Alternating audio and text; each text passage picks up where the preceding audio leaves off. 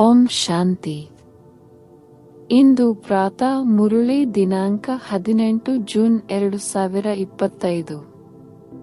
ಮಧುರ ಮಕ್ಕಳೇ, ಈ ರುದ್ರಜ್ಞಾನ ಯಜ್ಞವು ಸ್ವಯಂ ರುದ್ರನೇ ರಚಿಸಿದ್ದಾರೆ. ಇದರಲ್ಲಿ ನೀವು ತಮ್ಮದೆಲ್ಲವನ್ನು ಸ್ವಾಹ ಮಾಡಿ, ಏಕೆಂದರೆ ಈಗ ಮನೆಗೆ ಹೋಗಬೇಕಾಗಿದೆ. ಪ್ರಶ್ನೆ: ಸಂಗಮಯುಗದಲ್ಲಿ ಯಾವ ವಿಚಿತ್ರವಾದ ಆಟವು ನಡೆಯುತ್ತದೆ? ಉತ್ತರ: ಭಗವಂತನು ರಚಿಸಿರುವ ಯಜ್ಞದಲ್ಲಿಯೇ ಅಸುರರ ವಿಘ್ನಗಳು ಬೀಳುತ್ತವೆ. ಸಂಗಮದಲ್ಲಿಯೇ ಈ ವಿಚಿತ್ರವಾದ ಆಟವು ನಡೆಯುತ್ತದೆ. ಇಂತಹ ಯಜ್ಞವು ಇಡೀ ಕಲ್ಪದಲ್ಲಿಯೇ ರಚಿಸುವುದಿಲ್ಲ. ಇದು ಸ್ವರಾಜ್ಯವನ್ನು ಪಡೆಯುವುದಕ್ಕಾಗಿ ರಾಜಸ್ವ ಅಶ್ವಮೇಧ ಯಜ್ಞವಾಗಿದೆ. ಇದರಲ್ಲಿಯೇ ವಿಘ್ನಗಳು ಬೀಳುತ್ತವೆ. ಓಂ ಶಾಂತಿ. ನೀವು ಎಲ್ಲಿ ಕುಳಿತಿದ್ದೀರಿ? ಇದಕ್ಕೆ ಶಾಲೆ ಅಥವಾ ವಿಶ್ವವಿದ್ಯಾಲಯವೆಂದು ಹೇಳಲಾಗುತ್ತದೆ. ಇದು ವಿಶ್ವವಿದ್ಯಾಲಯವಾಗಿದೆ. ಈ ಈಶ್ವರೀಯ ಸೇವಾ ಕೇಂದ್ರದಲ್ಲಿ ತಂದೆಯು ಅತಿದೊಡ್ಡ ವಿಶ್ವವಿದ್ಯಾಲಯವನ್ನು ತೆರೆದಿದ್ದಾರೆ. ಶಾಸ್ತ್ರಗಳಲ್ಲಿ ರುದ್ರಯಜ್ಞವೆಂಬ ಹೆಸರನ್ನು ಬರೆದಿದ್ದಾರೆ. ಈ ಸಮಯದಲ್ಲಿ ನೀವು ಮಕ್ಕಳು ತಿಳಿದುಕೊಂಡಿದ್ದೀರಿ, ಶಿವತಂದೆಯು ಈ ಪಾಠಶಾಲೆ ಅಥವಾ ವಿಶ್ವವಿದ್ಯಾಲಯವನ್ನು ತೆರೆದಿದ್ದಾರೆ. ಶ್ರೇಷ್ಠಾತಿಶ್ರೇಷ್ಠ ತಂದೆಯು ಓದಿಸುತ್ತಾರೆ. ಅವರು ಈ ಯಜ್ಞವನ್ನು ರಚಿಸಿದ್ದಾರೆ. ಇದರ ಹೆಸರು ಸಹ ಪ್ರಖ್ಯಾತವಾಗಿದೆ. ಮಕ್ಕಳ ಬುದ್ಧಿಯಲ್ಲಿ ನೆನಪಿರಬೇಕಲ್ಲವೇ? ರಾಜಸ್ವ ಅರ್ಥಾತ್ ಸ್ವರಾಜ್ಯಕ್ಕಾಗಿ. ರಾಜಸ್ವ ಅಶ್ವಮೇಧ ರುದ್ರಜ್ಞಾನ ಯಜ್ಞವಾಗಿದೆ.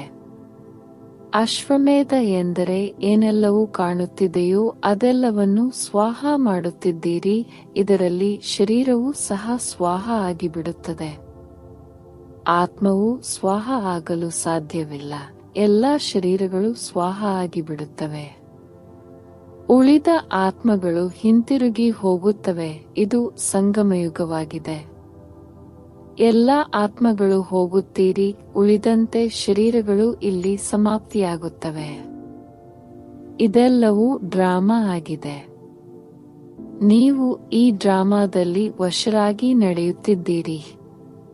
ತಂದೆಯು ತಿಳಿಸುತ್ತಾರೆ, ನಾನು ರಾಜಸ್ವ ಯಜ್ಞವನ್ನು ರಚಿಸಿದ್ದೇನೆ. ಇದನ್ನು ಸಹ ನಾಟಕದನುಸಾರ ರಚಿಸಲ್ಪಟ್ಟಿದೆ. ನಾನು ಯಜ್ಞವನ್ನು ರಚಿಸಿದ್ದೇನೆಂದು ಹೇಳುವುದಿಲ್ಲ. ಯೋಜನೆಯನುಸಾರ ನೀವು ಮಕ್ಕಳಿಗೆ ಓದಿಸುವುದಕ್ಕಾಗಿ ಕಲ್ಪದ ಹಿಂದಿನಂತೆ ಜ್ಞಾನಯಜ್ಞವನ್ನು ರಚಿಸಲಾಗಿದೆ. ನಾನು ರಚಿಸಿದ್ದೇನೆ ಎಂಬ ಅರ್ಥವೂ ಸಹ ಬರುವುದಿಲ್ಲ. ನಾಟಕದನುಸಾರವೇ ಇದು ರಚಿಸಲ್ಪಟ್ಟಿದೆ. ಕಲ್ಪವು ರಚಿಸಲಾಗುತ್ತದೆ. ಈ ನಾಟಕವು ಮಾಡಲ್ಪಟ್ಟಿದೆಯಲ್ಲವೇ?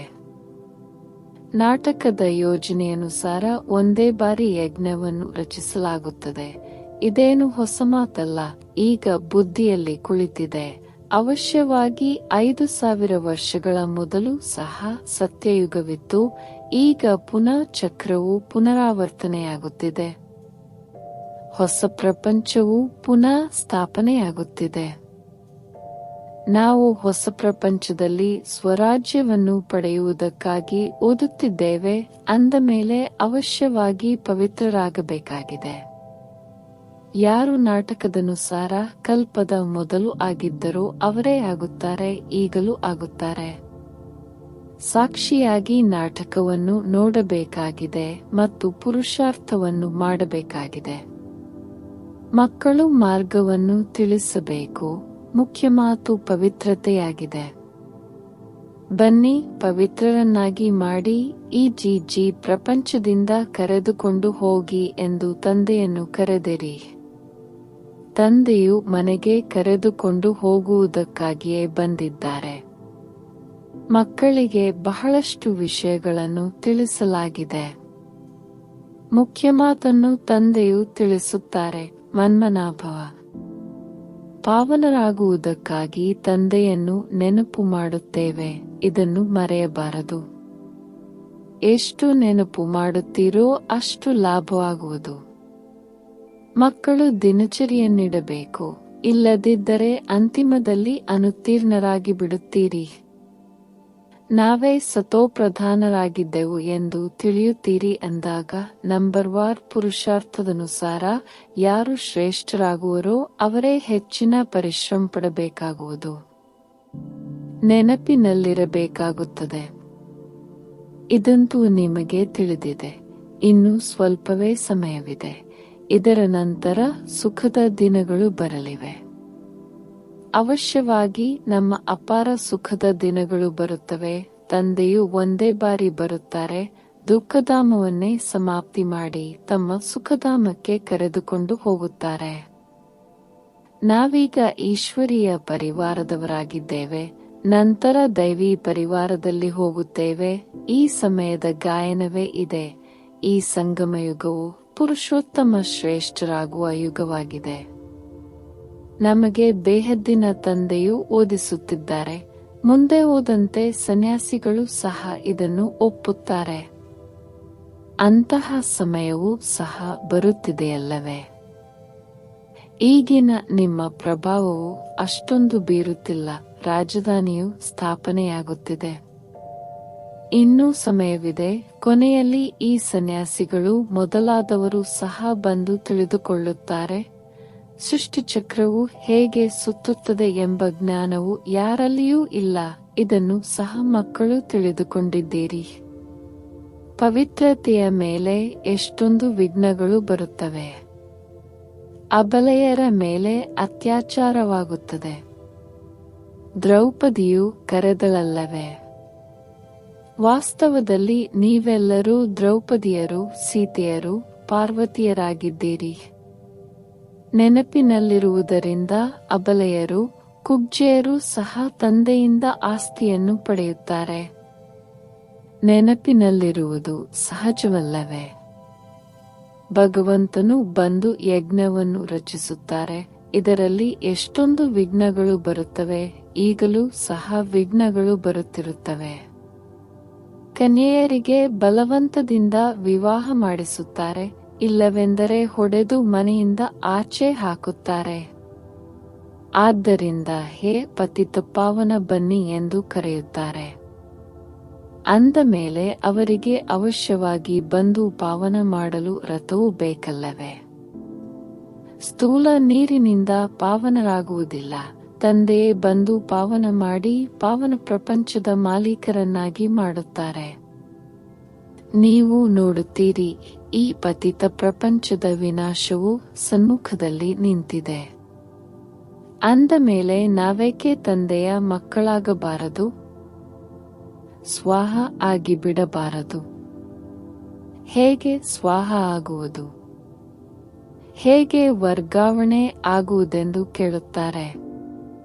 ಅದಕ್ಕೆ ತಂದೆಯು ತಿಳಿಸುತ್ತಾರೆ, ಮಕ್ಕಳೇ, ನೀವು ಈ ತಂದೆ ಸಾಕಾರ ಯನ್ನು ನೋಡುತ್ತೀರಲ್ಲವೇ? ಇವರು ತಾವು ಮಾಡಿ ಬ್ರಹ್ಮ ಕಲಿಸುತ್ತಿದ್ದಾರೆ. ನಾವು ಎಂತಹ ಕರ್ಮವನ್ನು ಮಾಡುತ್ತೇವೆಯೋ ನಮ್ಮನ್ನು ನೋಡಿ ಅನ್ಯರು ಮಾಡುತ್ತಾರೆ. ತಂದೆಯು ಇವರಿಂದ ಕರ್ಮ ಮಾಡಿಸಿದರಲ್ಲವೇ? ಯಜ್ಞದಲ್ಲಿ ಎಲ್ಲವನ್ನೂ ಸ್ವಾಹ ಮಾಡಿಬಿಟ್ಟರು. ಸ್ವಾಹ ಆಗುವುದರಲ್ಲಿ ಯಾವುದೇ ಕಷ್ಟವಿಲ್ಲ. ಇವರು ಬಹಳ ಸಾಹುಕಾರರೂ ಅಲ್ಲ, ಬಡವರೂ ಆಗಿರಲಿಲ್ಲ, ಸಾಧಾರಣವಾಗಿದ್ದರು. ಯಜ್ಞವನ್ನು ರಚಿಸಲಾಗುತ್ತದೆ ಎಂದರೆ ಅದರಲ್ಲಿ ಆಹಾರ ಪಾನೀಯಗಳ ಎಲ್ಲ ಸಾಮಗ್ರಿಗಳು ಬೇಕಲ್ಲವೇ? ಇದು ಈಶ್ವರೀಯ ಯಜ್ಞವಾಗಿದೆ. ಈಶ್ವರನು ಬಂದು ಈ ಜ್ಞಾನಯಜ್ಞದ ಸ್ಥಾಪನೆ ಮಾಡಿಸಿದ್ದಾರೆ. ನಿಮಗೆ ಓದಿಸುತ್ತಾರೆ, ಈ ಯಜ್ಞದ ಮಹಿಮೆ ಬಹಳ ಭಾರಿಯಾಗಿದೆ. ಈಶ್ವರೀಯ ಯಜ್ಞದಿಂದಲೇ ನಿಮ್ಮ ಶರೀರದ ನಿರ್ವಹಣೆಯಾಗುತ್ತದೆ. ಅವರು ತಮ್ಮನ್ನು ಅರ್ಪಣಮಯ ಎಂದು ತಿಳಿಯುತ್ತಾರೆ. ನಾವು ಟ್ರಸ್ಟಿಯಾಗಿದ್ದೇವೆ, ಎಲ್ಲರೂ ಈಶ್ವರನದ್ದಾಗಿದೆ. ನಾವು ಶಿವತಂದೆಯ ಯಜ್ಞದಿಂದ ಭೋಜನವನ್ನು ಸ್ವೀಕರಿಸುತ್ತೇವೆ. ಇದು ತಿಳುವಳಿಕೆಯ ಮಾತಲ್ಲವೇ? ಇಲ್ಲಂತೂ ಎಲ್ಲರೂ ಬಂದು ಕುಳಿತು ಬಿಡುವಂತಿಲ್ಲ. ಇವರನ್ನು ನೋಡಿ ಹೇಗೆ ಎಲ್ಲವನ್ನೂ ಸ್ವಾಹ ಮಾಡಿಬಿಡುತ್ತಾರೆ. ತಂದೆಯು ತಿಳಿಸುತ್ತಾರೆ, ಇವರು ಎಂತಹ ಕರ್ಮವನ್ನು ಮಾಡುವರೋ ಅದನ್ನು ನೋಡಿ ಅನ್ಯರು ಬಹಳಷ್ಟು ಮಂದಿ ಸ್ವಾಹ ಮಾಡಿದರು. ಯಾರು ಯಾರು ಅರ್ಪಣೆಯಾದರೂ ಅವರು ತಮ್ಮ ಆಸ್ತಿಯನ್ನು ಪಡೆಯುತ್ತಾರೆ. ಬುದ್ಧಿಯಿಂದಲೂ ಸಹ ತಿಳಿಯಲಾಗುತ್ತದೆ. ಆತ್ಮವಂತೂ ಹೊರಟು ಹೋಗುತ್ತದೆ. ಉಳಿದಂತೆ ಶರೀರವು ಇಲ್ಲಿಯೇ ಸಮಾಪ್ತಿಯಾಗಿ ಬಿಡುವುದು. ಇದು ಬೇಹದ್ದಿನ ಯಜ್ಞವಾಗಿದೆ. ಇದರಲ್ಲಿ ಎಲ್ಲವೂ ಸ್ವಾಹ ಆಗುತ್ತದೆ. ನೀವು ಮಕ್ಕಳಿಗೆ ತಿಳಿಸಲಾಗಿದೆ ಹೇಗೆ ಬುದ್ಧಿಯಿಂದ ಸ್ವಾಹ ಆಗಿ ನಷ್ಟಮೋಹ ಆಗುವುದು ಎಂದು. ಇದು ಸಹ ನಿಮಗೆ ತಿಳಿದಿದೆ. ಇಲ್ಲಿನ ಸಾಮಗ್ರಿಗಳೆಲ್ಲವೂ ಬೂದಿಯಾಗಲಿದೆ. ಎಷ್ಟು ದೊಡ್ಡ ಯಜ್ಞವಾಗಿದೆ! ಇದರ ನಂತರ ಸತ್ಯಯುಗದಲ್ಲಿ ಯಾವುದೇ ಯಜ್ಞವನ್ನು ರಚಿಸಲಾಗುವುದಿಲ್ಲ. ಯಾವುದೇ ಉಪದ್ರವಗಳು ಆಗುವುದಿಲ್ಲ. ಈ ಭಕ್ತಿ ಮಾರ್ಗದ ಅನೇಕ ಯಜ್ಞಗಳೆಲ್ಲವೂ ಸಮಾಪ್ತಿಯಾಗಿ ಬಿಡುತ್ತವೆ. ಜ್ಞಾನಸಾಗರನು ಒಬ್ಬರೇ ಭಗವಂತನಾಗಿದ್ದಾರೆ. ಅವರೇ ಮನುಷ್ಯ ಸೃಷ್ಟಿಯ ಬೀಜರೂಪ ಸತ್ಯ ಚೈತನ್ಯವಾಗಿದ್ದಾರೆ. ಶರೀರವಂತೂ ಜಡವಾಗಿದೆ. ಆತ್ಮವೇ ಚೈತನ್ಯವಾಗಿದೆ. ಅವರು ಜ್ಞಾನಸಾಗರನಾಗಿದ್ದಾರೆ. ನೀವು ಮಕ್ಕಳಿಗೆ ಕುಳಿತು ಓದಿಸುತ್ತಾರೆ. ಮನುಷ್ಯರು ಕೇವಲ ಹಾಡುತ್ತಿರುತ್ತಾರೆ ಮತ್ತು ನಿಮಗೆ ತಂದೆಯ ಪೂರ್ಣ ಜ್ಞಾನವನ್ನು ತಿಳಿಸುತ್ತಿದ್ದಾರೆ. ಜ್ಞಾನವೇನು ಬಹಳಷ್ಟಿಲ್ಲ. ಸೃಷ್ಟಿಚಕ್ರವು ಹೇಗೆ ಸುತ್ತುತ್ತದೆ ಎಂಬುದನ್ನು ತಿಳಿಸಬೇಕಾಗಿದೆ. ಇಲ್ಲಿ ಸ್ವಯಂ ತಂದೆಯೇ ನಿಮಗೆ ಓದಿಸುತ್ತಿದ್ದಾರೆ, ತಿಳಿಸುತ್ತಾರೆ. ನಾನು ಸಾಧಾರಣ ಮನುಷ್ಯನ ತನುವಿನಲ್ಲಿ ಪ್ರವೇಶ ಮಾಡುತ್ತೇನೆ. ಭಗೀರಥನು ಪ್ರಸಿದ್ಧನಾಗಿದ್ದಾರೆ ಅಂದ ಮೇಲೆ ಅವಶ್ಯವಾಗಿ ಮನುಷ್ಯನ ತನುವಿನಲ್ಲಿಯೇ ತಂದೆಯು ಬರುತ್ತಾರಲ್ಲವೇ? ಶಿವನೆಂದು ಅವರದು ಒಂದೇ ಹೆಸರು ನಡೆದು ಬರುತ್ತದೆ. ಮತ್ತೆಲ್ಲರ ಹೆಸರುಗಳು ಬದಲಾಗುತ್ತದೆ, ಆದರೆ ಇವರ ಹೆಸರು ಬದಲಾಗುವುದಿಲ್ಲ. ಆದರೆ ಭಕ್ತಿಯಲ್ಲಿ ಅನೇಕ ಹೆಸರುಗಳನ್ನಿಟ್ಟಿದ್ದಾರೆ. ಇಲ್ಲಂತೂ ಶಿವತಂದೆ ಇದ್ದಾರೆ. ಶಿವನು ಕಲ್ಯಾಣಕಾರಿ ಎಂದು ಹೇಳುತ್ತಾರೆ. ಭಗವಂತನೇ ಬಂದು ಹೊಸ ಪ್ರಪಂಚ ಸ್ವರ್ಗವನ್ನು ಸ್ಥಾಪನೆ ಮಾಡುತ್ತಾರೆ ಅಂದ ಮೇಲೆ ಕಲ್ಯಾಣಕಾರಿಯಾದರಲ್ಲವೇ? ಭಾರತದಲ್ಲಿ ಸ್ವರ್ಗವಿತ್ತು, ಈಗ ನರಕವಾಗಿದೆ. ಈಗ ಪುನಃ ಸ್ವರ್ಗವಾಗುವುದು. ಇದಕ್ಕೆ ಪುರುಷೋತ್ತಮ ಸಂಗಮಯುಗವೆಂದು ಹೇಳಲಾಗುತ್ತದೆ. ಈ ಸಮಯದಲ್ಲಿಯೇ ತಂದೆಯು ಅಂಬಿಗನಾಗಿ ನಿಮ್ಮನ್ನು ಈ ತೀರದಿಂದ ಆ ತೀರಕ್ಕೆ ಕರೆದುಕೊಂಡು ಹೋಗುತ್ತಾರೆ. ಇದು ಹಳೆಯ ದುಃಖದ ಪ್ರಪಂಚವಾಗಿದೆ. ಇದರ ನಂತರ ನಾಟಕದನುಸಾರ ಅವಶ್ಯವಾಗಿ ಹೊಸ ಪ್ರಪಂಚವಾಗುವುದು. ಇದಕ್ಕಾಗಿಯೇ ನೀವೀಗ ಪುರುಷಾರ್ಥ ಮಾಡುತ್ತೀರಿ. ತಂದೆಯ ನೆನಪು ಪದೇ ಪದೇ ಮರೆತು ಹೋಗುತ್ತದೆ. ಇದರಲ್ಲಿಯೇ ಪರಿಶ್ರಮವಿದೆ. ಬಾಕಿ ನಿಮ್ಮಿಂದ ಯಾವ ವಿಕರ್ಮಗಳಾಗಿವೆಯೋ ಅದರ ಶಿಕ್ಷೆಯನ್ನು ಕರ್ಮಭೋಗದ ಲೆಕ್ಕದಲ್ಲಿ ಭೋಗಿಸಲೇಬೇಕಾಗುತ್ತದೆ. ಇದನ್ನು ಅಂತ್ಯದವರೆಗೂ ಅನುಭವಿಸಲೇಬೇಕಾಗಿದೆ. ಇದರಲ್ಲಿ ಕ್ಷಮೆ ಸಿಗುವುದಿಲ್ಲ. ಬಾಬಾ ಕ್ಷಮಿಸಿ ಎಂದಲ್ಲ, ನಾಟಕದನುಸಾರ ಎಲ್ಲವೂ ಆಗುತ್ತದೆ. ಕ್ಷಮೆ ಇತ್ಯಾದಿ ಏನೂ ಸಿಗುವುದಿಲ್ಲ. ಲೆಕ್ಕಾಚಾರಗಳನ್ನು ಮುಗಿಸಲೇಬೇಕಾಗಿದೆ. ತಮೋಪ್ರಧಾನ ಸತೋಪ್ರಧಾನರಾಗಬೇಕಾಗಿದೆ. ಇದಕ್ಕಾಗಿ ಶ್ರೀಮತವು ಸಿಗುತ್ತದೆ. ಶ್ರೇಷ್ಠಾತಿಶ್ರೇಷ್ಠ ತಂದೆಯ ಶ್ರೀಮತದಿಂದ ನೀವು ಶ್ರೇಷ್ಠರಾಗುತ್ತೀರಿ. ಶ್ರೇಷ್ಠಾತಿಶ್ರೇಷ್ಠ ತಂದೆಯು ನಿಮ್ಮನ್ನು ಶ್ರೇಷ್ಠರನ್ನಾಗಿ ಮಾಡುತ್ತಾರೆ. ನೀವೀಗ ಆಗುತ್ತಿದ್ದೀರಿ. ತಂದೆಯು ಕಲ್ಪಕಲ್ಪವೂ ಬಂದು ನಮಗೆ ಓದಿಸುತ್ತಾರೆ. ಅದರ ಪ್ರಾರಬ್ಧವು ಅರ್ಧಕಲ್ಪಕ್ಕಾಗಿ ಸಿಗುತ್ತದೆ ಎಂದು ನಿಮಗೆ ಈಗ ಸ್ಮೃತಿ ಬಂದಿದೆ. ಸೃಷ್ಟಿಚಕ್ರವು ಹೇಗೆ ಸುತ್ತುತ್ತದೆ ಎಂಬುದರ ಜ್ಞಾನದ ಅವಶ್ಯಕತೆಯೇ ಇರುವುದಿಲ್ಲ. ಕಲ್ಪಕಲ್ಪವು ತಂದೆಯು ಬಂದು ಈ ಸೃಷ್ಟಿಚಕ್ರವು ಹೇಗೆ ಸುತ್ತುತ್ತದೆ ಎಂದು ತಿಳಿಸುತ್ತಾರೆ. ನಿಮ್ಮ ಕರ್ತವ್ಯವು ಓದುವುದು ಮತ್ತು ಪವಿತ್ರರಾಗುವುದಾಗಿದೆ. ಯೋಗದಲ್ಲಿರಬೇಕಾಗಿದೆ. ತಂದೆಯ ಮಕ್ಕಳಾಗಿ ಪವಿತ್ರರಾಗದಿದ್ದರೆ 100ಕ್ಕೆ 100 ಪಟ್ಟು ಶಿಕ್ಷೆಯಾಗಿ ಬಿಡುವುದು. ಹೆಸರು ಸಹ ಹಾಳಾಗುತ್ತದೆ. ಸದ್ಗುರುವಿನ ನಿಂದಕರಿಗೆ ನೆಲೆಯಿಲ್ಲ ಎಂದು ಹಾಡುತ್ತಾರೆ. ಇವರು ಯಾರು ಎಂಬುದು ಮನುಷ್ಯರಿಗೆ ತಿಳಿದಿಲ್ಲ. ಸತ್ಯ ತಂದೆಯು ಸದ್ಗುರು, ಸತ್ಯ ಶಿಕ್ಷಕರಾಗಿದ್ದಾರಲ್ಲವೇ? ನಿಮಗೆ ಅವರು ಓದಿಸುತ್ತಾರೆ. ಸತ್ಯ ಗುರುವೂ ಆಗಿದ್ದಾರೆ. ಹೇಗೆ ತಂದೆಯು ಜ್ಞಾನಸಾಗರನಾಗಿದ್ದಾರೆಯೋ ಹಾಗೆಯೇ ನೀವು ಸಹ ಜ್ಞಾನಸಾಗರ ಆಗಿದ್ದೀರಲ್ಲವೇ? ತಂದೆಯಂತೂ ಸಂಪೂರ್ಣ ಜ್ಞಾನವನ್ನು ಕೊಟ್ಟಿದ್ದಾರೆ. ಕಲ್ಪದ ಹಿಂದೆ ಯಾರು ಎಷ್ಟು ಧಾರಣೆ ಮಾಡಿದ್ದರೋ ಅಷ್ಟೇ ಈಗಲೂ ಮಾಡುತ್ತಾರೆ ಅಂದಾಗ ಪುರುಷಾರ್ಥ ಮಾಡಬೇಕಾಗಿದೆ. ಕರ್ಮವಿಲ್ಲದೆ ಇರಲು ಸಾಧ್ಯವಿಲ್ಲ. ಎಷ್ಟಾದರೂ ಹಠಯೋಗ ಇತ್ಯಾದಿಗಳನ್ನು ಮಾಡಲಿ, ಅದು ಕರ್ಮವೇ ಅಲ್ಲವೇ? ಜೀವನ ಸಂಪಾದನೆಗಾಗಿ ಇದು ಒಂದು ವ್ಯವಹಾರವಾಗಿದೆ. ಹೆಸರು ಪ್ರಖ್ಯಾತವಾಗುತ್ತದೆ, ಹಣ ಬಹಳ ಸಿಗುತ್ತದೆ. ನೀರಿನ ಮೇಲೆ, ಬೆಂಕಿಯ ಮೇಲೆ ನಡೆದಾಡುತ್ತಾರೆ.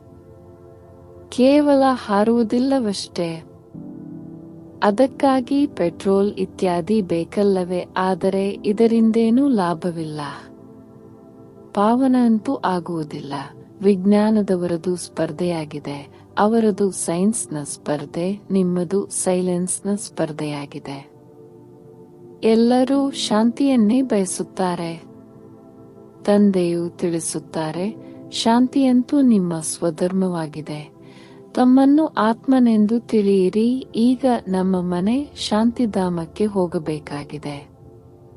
ಇದು ದುಃಖಧಾಮವಾಗಿದೆ. ನಾವು ಶಾಂತಿಧಾಮದಿಂದ ಮತ್ತೆ ಸುಖಧಾಮದಲ್ಲಿ ಬರುತ್ತೇವೆ. ಈ ದುಃಖಧಾಮವು ಸಮಾಪ್ತಿಯಾಗಲಿದೆ. ಇದನ್ನು ಚೆನ್ನಾಗಿ ಧಾರಣೆ ಮಾಡಿಕೊಂಡು ಅನ್ಯರಿಗೂ ಧಾರಣೆ ಮಾಡಿಸಬೇಕಾಗಿದೆ. ಇನ್ನು ಕೆಲವೇ ದಿನಗಳು ಉಳಿದಿವೆ. ಹೇಗೆ ಮನುಷ್ಯರು ಆ ವಿದ್ಯೆಯ ಮೂಲಕ ಶರೀರ ನಿರ್ವಹಣಾರ್ಥವಾಗಿ ತಲೆ ಕೆಡಿಸಿಕೊಳ್ಳಬೇಕಾಗುತ್ತದೆ. ಅದೃಷ್ಟವಂತ ಮಕ್ಕಳು ತಕ್ಷಣ ನಾವು ಯಾವ ವಿದ್ಯೆಯನ್ನು ಓದಬೇಕೆಂದು ನಿರ್ಣಯ ತೆಗೆದುಕೊಳ್ಳುತ್ತಾರೆ. ಆ ವಿದ್ಯೆಯಿಂದ ಏನು ಸಿಗುತ್ತದೆ ಮತ್ತು ಈ ವಿದ್ಯೆಯಿಂದ ಏನು ಸಿಗುತ್ತದೆ? ಈ ವಿದ್ಯೆಯಿಂದಂತೂ 21 ಜನ್ಮಗಳ ಪ್ರಾರಬ್ಧವಾಗುತ್ತದೆ. ಅಂದ ಮೇಲೆ ವಿಚಾರ ಮಾಡಬೇಕು, ನಾವು ಯಾವ ವಿದ್ಯೆಯನ್ನು ಓದಬೇಕಾಗಿದೆ. ಯಾರು ಬೇಹದ್ದಿನ ತಂದೆಯಿಂದ ಆಸ್ತಿಯನ್ನು ಪಡೆಯಬೇಕಾಗಿದೆಯೋ ಅವರು ಬೇಹದ್ದಿನ ವಿದ್ಯೆಯಲ್ಲಿ ತೊಡಗಿರುತ್ತಾರೆ. ಆದರೆ ನಾಟಕದ ಯೋಜನೆಯನುಸಾರ ಯಾರ ಅದೃಷ್ಟದಲ್ಲಿಲ್ಲವೋ ಅವರು ಆ ವಿದ್ಯೆಯಲ್ಲಿಯೇ ಸಿಕ್ಕಿ ಹಾಕಿಕೊಳ್ಳುತ್ತಾರೆ. ಈ ವಿದ್ಯೆಯನ್ನು ಓದುವುದಿಲ್ಲ, ನಮಗೆ ಬಿಡುವು ಸಿಗುವುದಿಲ್ಲವೆಂದು ಹೇಳುತ್ತಾರೆ. ಇದಕ್ಕೆ ತಂದೆಯು ಕೇಳುತ್ತಾರೆ, ಯಾವ ಜ್ಞಾನವು ಒಳ್ಳೆಯದು? ಅದರಿಂದೇನು ಸಿಗುತ್ತದೆ ಮತ್ತು ಇದರಿಂದೇನು ಸಿಗುತ್ತದೆ? ಹೇಳುತ್ತಾರೆ, ಬಾಬಾ, ಸ್ಥೂಲ ಲೌಕಿಕ ವಿದ್ಯೆಯಿಂದ ಏನು ಸಿಗುತ್ತದೆ? ಅಲ್ಪ ಸ್ವಲ್ಪ ಸಂಪಾದನೆ ಮಾಡುತ್ತೇವೆ, ಇಲ್ಲಂತೂ ಭಗವಂತನೇ ಓದಿಸುತ್ತಾರೆ. ನಾವು ಓದಿ ರಾಜ್ಯ ಪದವಿಯನ್ನು ಪಡೆಯಬೇಕಾಗಿದೆ. ಅಂದ ಮೇಲೆ ಯಾವ ಮಾತಿನ ಮೇಲೆ ಹೆಚ್ಚಿನ ಗಮನ ಕೊಡಬೇಕು? ಬಾಬಾ, ಆ ಕೋರ್ಸನ್ನು ಪೂರ್ಣ ಮಾಡಿ ನಂತರ ಬರುತ್ತೇವೆಂದು ಕೆಲವರು ಹೇಳುತ್ತಾರೆ. ಇವರ ಅದೃಷ್ಟದಲ್ಲಿಲ್ಲ ಎಂದು ತಂದೆಯು ತಿಳಿದುಕೊಳ್ಳುತ್ತಾರೆ. ಏನಾಗುವುದೆಂದು ಮುಂದೆ ಹೋದಂತೆ ನೋಡುತ್ತೀರಿ. ಶರೀರಗಳ ಮೇಲೆ ಯಾವುದೇ ಭರವಸೆಯಿಲ್ಲ. ಆದ್ದರಿಂದ ಸತ್ಯ ಸಂಪಾದನೆಯಲ್ಲಿ ತೊಡಗಬೇಕೆಂದು ಅರ್ಥವಾಗುತ್ತದೆ. ಯಾರ ಅದೃಷ್ಟದಲ್ಲಿದೆಯೋ ಅವರೇ ತಮ್ಮ ಅದೃಷ್ಟವನ್ನು ರೂಪಿಸಿಕೊಳ್ಳುತ್ತಾರೆ. ಈಗ ಒತ್ತು ಕೊಟ್ಟು ಹೇಳಬೇಕಾಗಿದೆ, ನಾವಂತೂ ತಂದೆಯಿಂದ ಆಸ್ತಿಯನ್ನು ತೆಗೆದುಕೊಂಡೇ ತೋರಿಸುತ್ತೇವೆ. ಬೇಹದ್ದಿನ ತಂದೆಯು ನಿಮಗೆ ರಾಜ್ಯಭಾಗ್ಯವನ್ನು ಕೊಡುತ್ತಾರೆ. ಅಂದ ಮೇಲೆ ನಾವೇಕೆ ಈ ಒಂದು ಜನ್ಮದಲ್ಲಿ ಪವಿತ್ರರಾಗಬಾರದು? ಇಷ್ಟೊಂದು ಮಂದಿ ಮಕ್ಕಳು ಪವಿತ್ರರಾಗಿದ್ದಾರೆ, ಸುಳ್ಳನ್ನು ಹೇಳುತ್ತಿಲ್ಲ. ಎಲ್ಲರೂ ಪುರುಷಾರ್ಥ ಮಾಡುತ್ತಿದ್ದಾರೆ, ಓದುತ್ತಿದ್ದಾರೆ, ಆದರೂ ವಿಶ್ವಾಸವನ್ನಿಡುವುದಿಲ್ಲ. ಯಾವಾಗ ಹಳೆಯ ಪ್ರಪಂಚವನ್ನು ಹೊಸದನ್ನಾಗಿ ಮಾಡಬೇಕಾಗಿದೆಯೋ ಆಗಲೇ ಬೇಹದ್ದಿನ ತಂದೆಯು ಬರುವರು. ಹಳೆಯ ಪ್ರಪಂಚದ ವಿನಾಶವು ಸನ್ಮುಖದಲ್ಲಿ ನಿಂತಿದೆ. ಇದು ಬಹಳ ಸ್ಪಷ್ಟವಾಗಿದೆ. ಅವಶ್ಯವಾಗಿ ಅದೇ ಸಮಯವಾಗಿದೆ. ಈಗ ಅನೇಕ ಧರ್ಮಗಳು ಇವೆ. ಒಂದು ಧರ್ಮವಿರುವುದೇ ಸತ್ಯಯುಗದಲ್ಲಿ.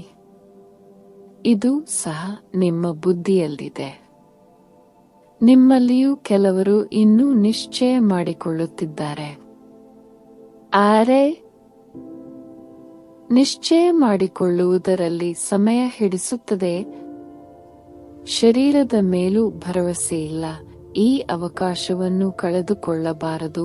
ಯಾರ ಅದೃಷ್ಟದಲ್ಲಿಲ್ಲವೋ ಅವರಿಗೆ ಏನೂ ಬುದ್ಧಿಯಲ್ಲಿ ಬರುವುದಿಲ್ಲ. ಒಳ್ಳೆಯದು. ಮಧುರಾತಿ ಮಧುರ ಅಗಲಿ ಹೋಗಿ ಮರಳಿ ಸಿಕ್ಕಿರುವಂತಹ ಮಕ್ಕಳಿಗೆ ಮಾತಾಪಿತಾ ಬಾಪ್ದಾದರವರ ನೆನಪು, ಪ್ರೀತಿ ಹಾಗೂ ನಮಸ್ತೆ. ಆತ್ಮೀಯ ಮಕ್ಕಳಿಗೆ ಆತ್ಮೀಯ ತಂದೆಯ ನಮಸ್ತೆ. ಧಾರಣೆಗಾಗಿ ಮುಖ್ಯ ಸಾರ: ಸತ್ಯ ಸಂಪಾದನೆ ಮಾಡಿ 21 ಜನ್ಮಗಳಿಗಾಗಿ ತಮ್ಮ ಅದೃಷ್ಟವನ್ನು ರೂಪಿಸಿಕೊಳ್ಳಬೇಕಾಗಿದೆ. ಶರೀರದ ಮೇಲೆ ಯಾವುದೇ ಭರವಸೆಯಿಲ್ಲ. ಆದ್ದರಿಂದ ಅವಕಾಶವನ್ನು ಕಳೆದುಕೊಳ್ಳಬಾರದು. ನಷ್ಟಮೋಹಿಗಳಾಗಿ ತಮ್ಮದೆಲ್ಲವನ್ನೂ ರುದ್ರಯಜ್ಞದಲ್ಲಿ ಸ್ವಾಹ ಮಾಡಬೇಕಾಗಿದೆ. ತಮ್ಮನ್ನು ಅರ್ಪಣೆ ಮಾಡಿ ಟ್ರಸ್ಟಿಯಾಗಿ ಸಂಪಾಲನೆ ಮಾಡಬೇಕಾಗಿದೆ. ಸಾಕಾರ ತಂದೆಯನ್ನು ಫಾಲೋ ಮಾಡಬೇಕಾಗಿದೆ. ವರದಾನ: ಈಶ್ವರೀಯ ನಶೆಯ ಮುಖಾಂತರ ಹಳೆಯ ಪ್ರಪಂಚವನ್ನು ಮರೆಯುವಂತಹ ಸರ್ವಪ್ರಾಪ್ತಿ ಸಂಪನ್ನ ಭವ. ಯಾವ ರೀತಿ ಆ ನಶೆಯು ಎಲ್ಲವನ್ನೂ ಮರೆಸಿಬಿಡುತ್ತದೆ, ಹಾಗೆಯೇ ಈ ಈಶ್ವರೀಯ ನಶೆ ದುಃಖದ ಪ್ರಪಂಚವನ್ನು ಸಹಜವಾಗಿ ಮರೆಸಿಬಿಡುತ್ತದೆ. ಆ ನಶೆಯಲ್ಲಂತೂ ಬಹಳ ನಷ್ಟವಾಗುತ್ತದೆ. ಅಧಿಕವಾಗಿ ಕುಡಿಯುವುದರಿಂದ ನಾಶವೇ ಆಗಿಬಿಡುತ್ತಾರೆ. ಆದರೆ ಈ ನಶೆ ಅವಿನಾಶಿಯನ್ನಾಗಿ ಮಾಡಿಬಿಡುವುದು. ಯಾರು ಸದಾ ಈಶ್ವರೀಯ ನಶೆಯಲ್ಲಿ ಮಸ್ತಾರಾಗಿರುತ್ತಾರೆ ಅವರು ಸರ್ವಪ್ರಾಪ್ತಿ ಸಂಪನ್ನರಾಗಿ ಬಿಡುತ್ತಾರೆ.